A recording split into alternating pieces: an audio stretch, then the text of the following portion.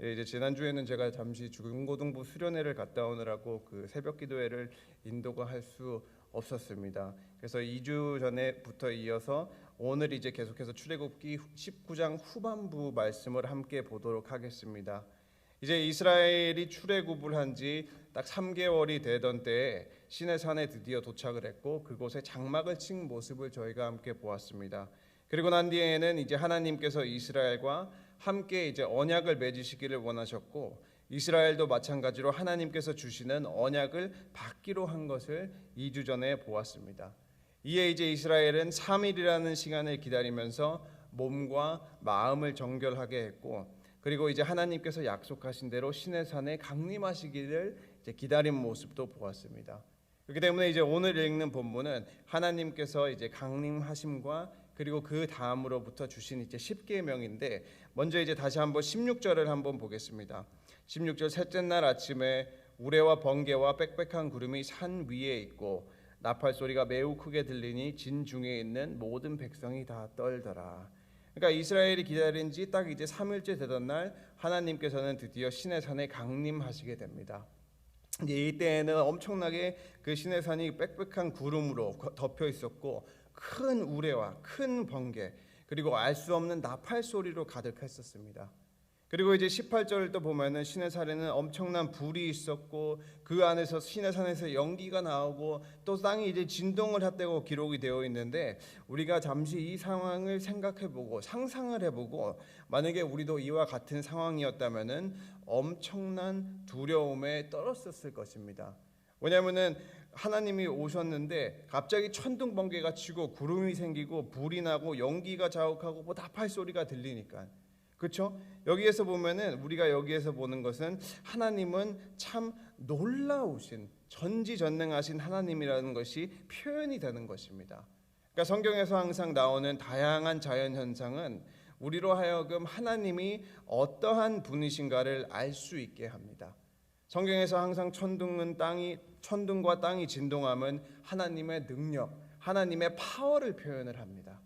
그리고 성경에서 항상 구름은 우리가 이제 구름 안에 무언가가 있는지를 볼 수가 없는 것처럼 사람이 절대로 알 수가 없는 하나님의 신비로우심을 자주 표현할 때 구름이라는 표현이 사용이 됩니다.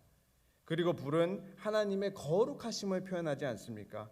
신비롭게도 이제 불은 사람으로 인해서 다가가고 싶게도 하지만 또 멀어지기도 합니다. 왜냐하면 불이 따뜻함과 또 영롱함은 우리로 인해서 더 가까이 한 걸음 한 걸음 다가가기를 원하게 하지만 또한 너무 가까이 가면은 그 열기에 대한 위험함으로써 거리를 둘 수밖에 없는 것이 불입니다. 그러니까 우리도 마찬가지로 하나님의 아름다움과 하나님의 거룩하심을 흠모함으로써 하나님께 나아가고 싶기는 하지만 동시에 하나님은 거룩하시기 때문에 우리가 절대로 나아갈 수 없는 존재이라는 것을 표현합니다. 그러니까 다시 한번 이 지금 이 16절과 18절에서 나온 자연 현상은 하나님의 영광을 나타내고 하나님이 어떠한 분이신가, 하나님의 이제 말하자면 어떠한 성격을 가지고 계신가를 너무나도 잘 표현해 주고 있는 것입니다. 근데 이것을 가지고 우리가 생각해 봐야 하는 것은 우리가 지금 신약 시대에 그러니까 오늘날 2022년도에 이르러서 믿는 하나님도 오늘 본문에서 시내산에 강림하신 이렇게 강한 능력과 엄청난 두려움으로 강림하신 하나님과 동일하시다는 것입니다. 우리도 만약에 이스라엘 백성들처럼 오늘 하나님의 현령과 하나님의 영광을 체험했었더라면은 똑같은 두려움에 떨었을 것입니다. 이러한 하나님 앞에서 우리 모든 성도님들은 경건한 마음과 두려움과 진정함과 그리고 이제 경외하는 마음으로 우리 자신을 최대한 낮추면서 하나님께 영광을 드려야 합니다.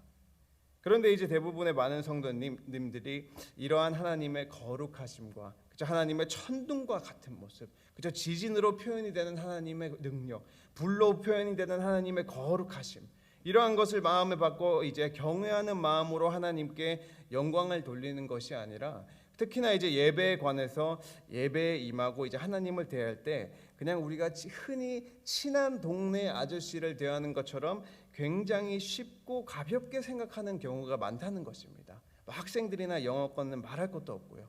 그러니까 우리가 알아야 하는 것은 하나님께서는 우리가 예배를 드릴 때 특히 말씀과 이제 성찬식 같은 성례전을 나눌 때 하나님께서는 성령님을 통해서 우리 가운데 거하십니다. 그리고 우리의 예배 가운데 활동하고 계십니다. 그러니까 우리는 단순히 내가 시간이 되고 주일이 되고 예배 시간이 되면은 교회에 나와서 하늘에 계신 하나님께, 그렇죠, 우리와는 거리가 먼 하나님께 이제 예배를 드리다가 다른 생각을 하기도 하고 뭐 이제 핸드폰을 보기도 하고 그렇지 않습니까? 그러나 이제 우리 가운데 거하시는 하나님, 그렇죠, 하나님은 멀리 계신 것이 아니라 우리 예배 가운데 거하시고, 그리고 오늘 출애굽기 말씀을 응용해서 표현하면은 우리 예배 가운데 거하시는 하나님은 불처럼 거룩하고 놀라우시고 구름처럼 신비스러우시고 천둥과 지진처럼 능력이 많으시는 지존자 되시는 하나님이시라는 것입니다. 그러한 마음에서, 그러한 상황에서 하나님께서는 우리의 예배 가운데 거하시고 계시기 때문에 우리는 하나님을 경외하는 마음으로, 겸손한 마음으로 최선을 다해 하나님 앞에서 우리 자신을 엎드려야 한다는 것입니다. 그런 마음으로 예배를 드릴 때 하나님께서는 우리의 참된 예배를 받으실 뿐만이 아니라 우리 성도님들은 예배를 통해서 성령님께서 우리 안에 주시는 변화되는 모습을 경험하실 것입니다. 그렇기 때문에 우리 사랑하는 친구교회 성도님들도 하나님께서 기뻐하시는 예배자가, 그렇죠, 신실한 예배자가 되시기를 주님의 이름으로 축원합니다. 이제 계속해서 본문을 보면 이렇습니다. 하나님께서는 시내산에 강림을 하셨고 모세를 부르시고, 그리고 이제 그 시내산 주변에 이렇게 펜스 같은 것을 쳐서 아무도 이제 올라올 수 없도록 주변을 지키며 이제 경고를 하시도록 명하십니다. 그런가 동시에 이제 20장으로 넘어가서는 이제 우리가 잘 아는 10계명을 말씀을 주시는데, 이 10계명은 온 이스라엘이 듣고 따를 수 있도록 말씀하심으로써 어떻게 보면은 하나님의 언약 백성으로 어떻게 살아야 하는지를 설명해 주시게 됩니다. 이제 10계명은 10가지 계명이 있는데 그냥 쉽게 두 부류로 나누자면은 이렇게 됩니다. 첫 번째는 하나님과의 관계, 하나님과의 개인과의 관계. 이러한 계명들은 이제 여호와 너의 하나님이라는 표현이 반복이 되면서 사용이 되고 있고, 하나님을 섬기는 자들의 의무를 규정을 합니다. 그리고 이제 두 번째 부류의 계명은 사람들 사이의 관계. 그러니까 이제 두 번째 부류에서는 이제 하나님에 대한 언급은 없고 온전히 이제 이웃에 관한 것을 다루고 있습니다.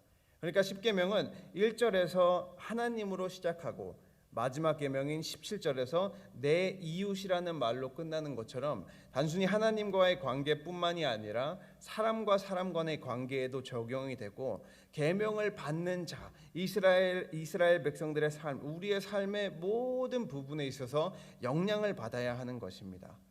그러면서 이제 그러한 맥락으로 우리가 이제 10계명을 이제 한 계명씩 보게 될 텐데, 우리가 유의해야 하는 것은 10계명은 율법의 핵심이고 율법의 어떻게 보면은 심장이지 않습니까? 그런데 우리가 이제 10계명을 단순히 지켜야 하는 법 아니면은 또는 그냥 지켜야 하는 규칙이라고 생각하면, 만약에 그러니까 우리가 세상법을 지키는 것처럼 똑같이 10계명의 규칙을 지키는 것처럼 생각을 하면은 조금 잘못 생각한다는 것입니다. 예를 들어서 우리가 운전을 하다가 보면은 신호등이 빨간불이면은 자연스럽게 멈춰야지라고 생각을 하지 않습니까? 그러니까 빨간불이 왔을 때 멈추는 것은 단순히 법이기 때문에 우리가 지키는 것이지, 단순히 규칙이기 때문에 우리가 지키는 것이지, 우리가 그 신호등을 사랑해서, 그렇죠, 교통법을 사랑해서, 그렇죠, 전혀 교통법을 사랑해서 신호등을 지키는 것은 절대로 아니라는 것입니다. 그러니까 그러한 사랑의 개념에서 10계명과 세상법은 확연한 차이가 있습니다. 왜냐하면 결국에 10계명의 참된 목적은 하나님의 사랑입니다. 그 사랑 안에서 이루는, 마치 어떻게 보면 결혼 계약과 같은 것입니다. 결혼한 사람들이 서로 사랑함으로써 결혼 의무를 다하고 그의 조건을 충족시킬 때 진정한 결혼이라고 하는 것처럼, 하나님과의 진정한 관계도 우리 성도가 또 이스라엘 백성이 그에 대한 올바른 조건을 이룰 때 참된 관계를 이루게 된다는 것입니다. 그렇게 그 안에 사랑이 있는 거예요. 그렇기 때문에 우리가 이제 앞으로 10계명을 생각할 때 하나님을 생각하는 마음으로, 그렇죠. 마치 신호등을 지키는 것처럼 법을 지키는 것이 아니라 의무감으로 십계명을 생각하는 것이 아니라 가장 중요한 하나님과의 사랑의 관계를 유지하기 위한 것으로 생각을 하시면 됩니다. 왜냐하면 결국에 이 율법의 목적은 법을 지키는 것이 아니라 법을 통해서 하나님을 알고 이 율법을 통해서 하나님을 섬기고 이 율법을 통해서 성도가 축복을 받을 수 있는 통로이기 때문입니다. 그렇기 때문에 이 계명들은 나는 하나님을 사랑하기 때문에 지킨다라고 생각을 하면 크게 도움이 되실 것입니다. 이제 20장 1절하고 2절 십계명의 서론입니다. 한번 읽겠습니다. 하나님이 이 모든 말씀으로 말씀하여 이르시되 나는 너를 애굽 땅 종되었던 집에서 인도하여 낸 내 하나님 여호와니라. 그러니까 이스라엘 백성이 십계명을 잘 지켜야 하는 이유는 하나님께서 그들을 위하여 행하신 구원 사역 때문입니다. 하나님께서는 율법을 주시기 전에 고된 노역에 시달리고 있었던 이스라엘을 강한 팔로 구원을 하셨고, 하나님께서 이들을 죄와 사망과 어떻게 보면 억압에서 구원하셔서 새로운 삶 그리고 새로운 생명으로 주셨기 때문에, 그렇죠. 이제는 새로운 사람이 됐으니까 새로운 삶에 합당한 방법으로 살기를 원하시는 것입니다. 그러면서 이제 첫 번째 계명은 3절 너는 나 외에는 다른 신들을 내게 두지 말라. 하나님께서는 언약의 대상으로서 오직 하나님만을 전적으로 섬길 것을 요구하십니다. 모든 만물을 창조하신 유일하신 하나님으로서 이스라엘이 다른 신들을 섬기는 것을 참으실 수 없으신 분이시며 또한 참지 않으신다는 것입니다. 다시 말해서 유일하신 하나님, 유일신 하나님만을 믿고 섬기는 삶을 사는 것만이 인정이 된다는 것입니다. 우리가 생각할 수 있는 것은 십계명을 주시기 전에 출애굽을 하기 전에 애굽에 내렸던 10가지 재앙은 모두 애굽 사람들이 믿고 있었던 신이 헛된 것이고 오직 여호와 하나님께서만 참된 하나님이시라는 것을 보여주었습니다. 애굽 사람들은 다양한 재앙들로 인해서 고생하고 있을 때 그들의 신들에게 기도를 하고 그들의 신에게 예배를 해도 아무런 변화가 없고 오직 하나님만이 그 재앙을 가능케 하시고 오직 하나님만이 그 재앙을 거두셨다는 것입니다.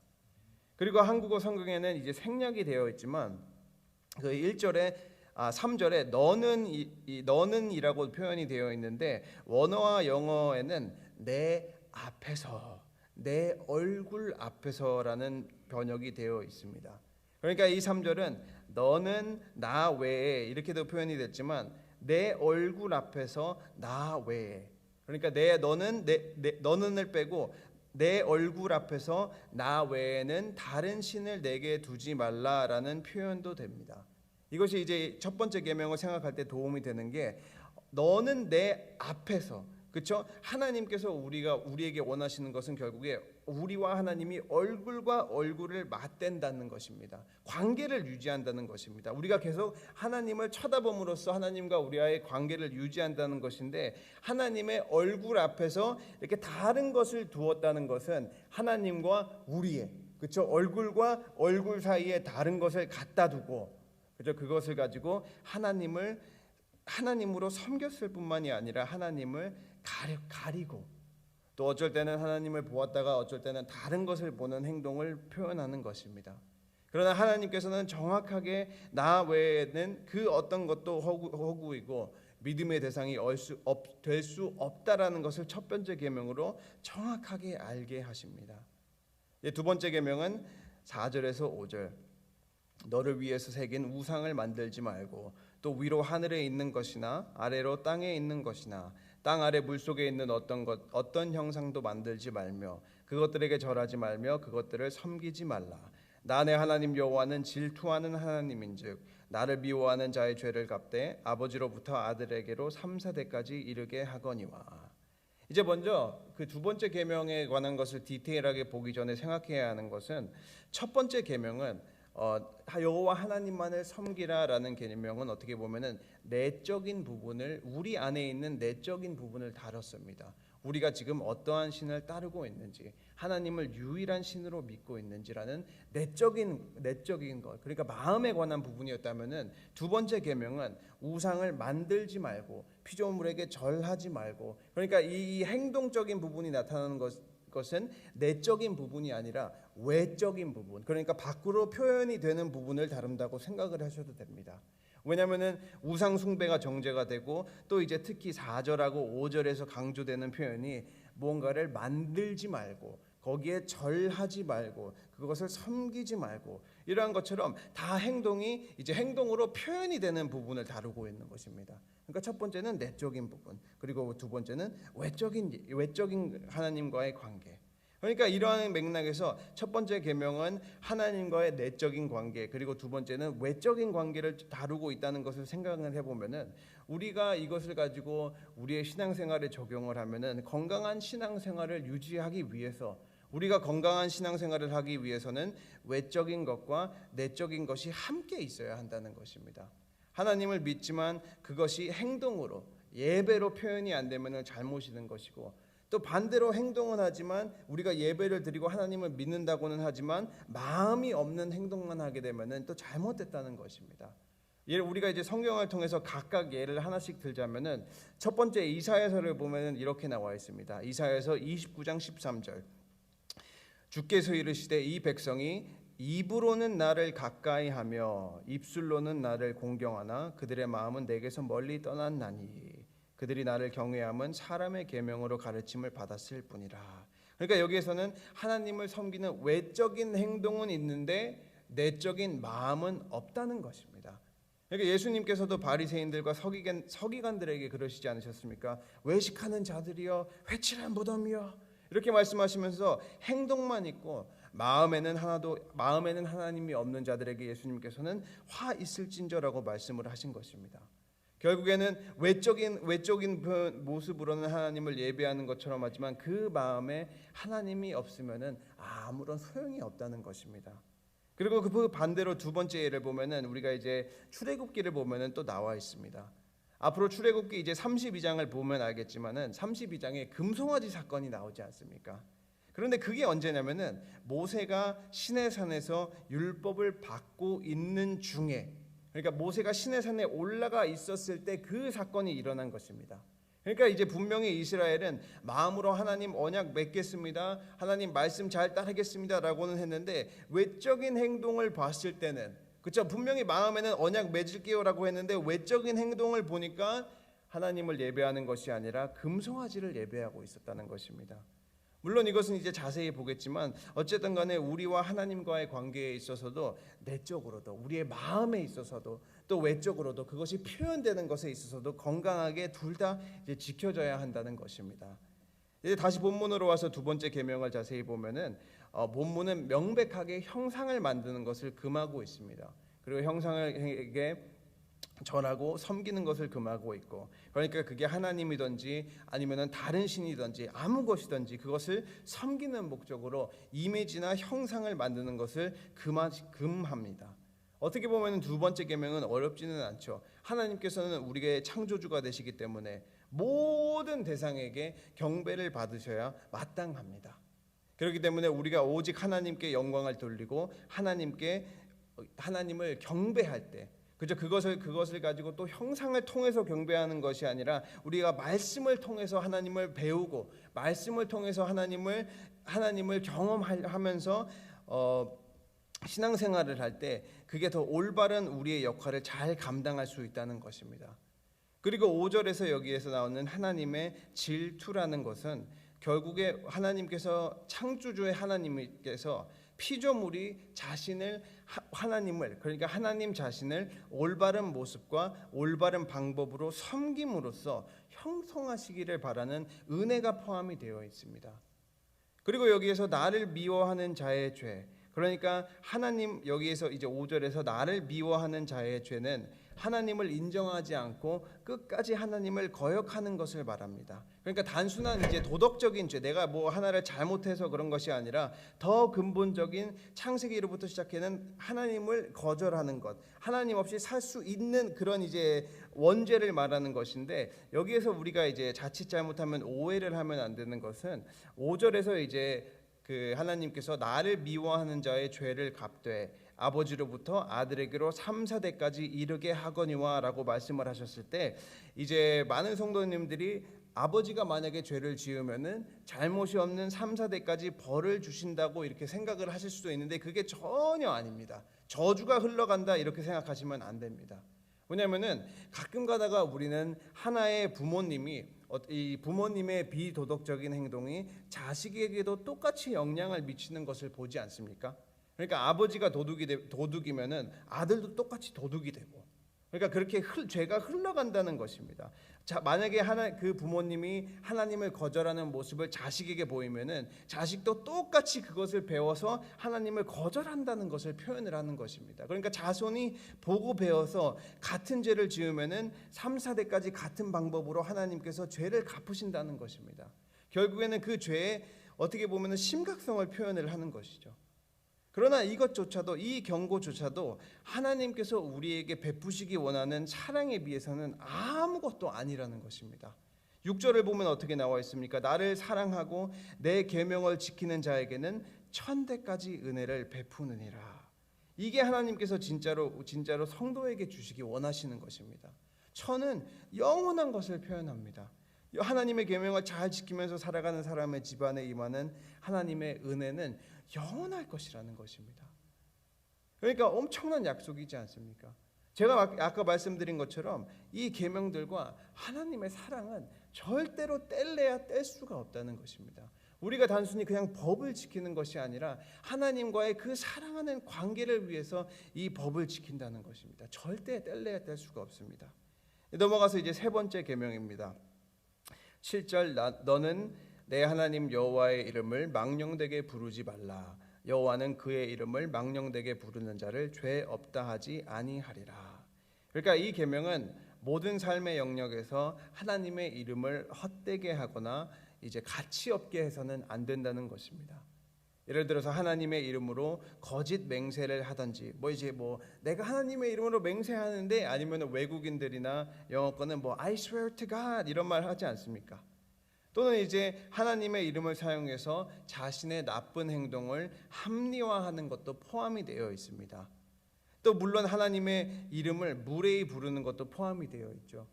하나님께서는 모세에게 나는 스스로 있는 자라 라고 자신의 이름을 말씀하여 주셨고, 그 하나님께서는 이스라엘을 구원하셨고, 그 하나님께서는 이스라엘을 인도하시고 이스라엘을 하나님의 백성이라고 말씀하셨기 때문에 그 이름을 사용하는 것에서 주의하라고 말씀하시는 것입니다. 하나님의 이름을 부르는 것과 하나님의 이름을 사용하는 것이 하나님의 존재와 하나님의 영광과 하나님의 권능에 아무런 상관이 없는 것처럼 말하는 것을 금하는 것입니다. 왜냐하면 하나님은 우리의 영광을 받으시기에 합당한 존재이십니다. 이 영광이라는 원어는 아시다시피 카봇이고, 이 원어의 뜻 중 하나는 무겁다입니다. 그 말은 우리는 하나님을 가볍게 대해서는, 말로나 행동이든지 어떻게 해서든지 가볍게 대해서는 안 되고, 우리의 행동이나 말이나 마음에서 하나님의 무거우심을, 하나님의 영광, 그러니까 하나님의 무거우심을 고백하는 삶을 살아야 하는 것입니다.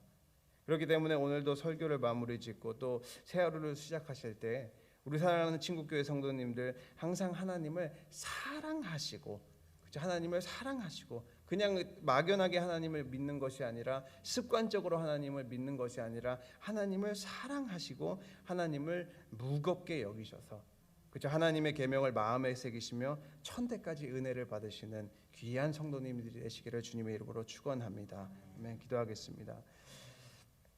하나님 아버지 감사합니다. 주님, 오늘도 귀한 말씀을 통해서 생각해 보는 것은 하나님께서는 참으로 정말로 우리 모든 친구교회 성도님들을 사랑하신다는 것입니다.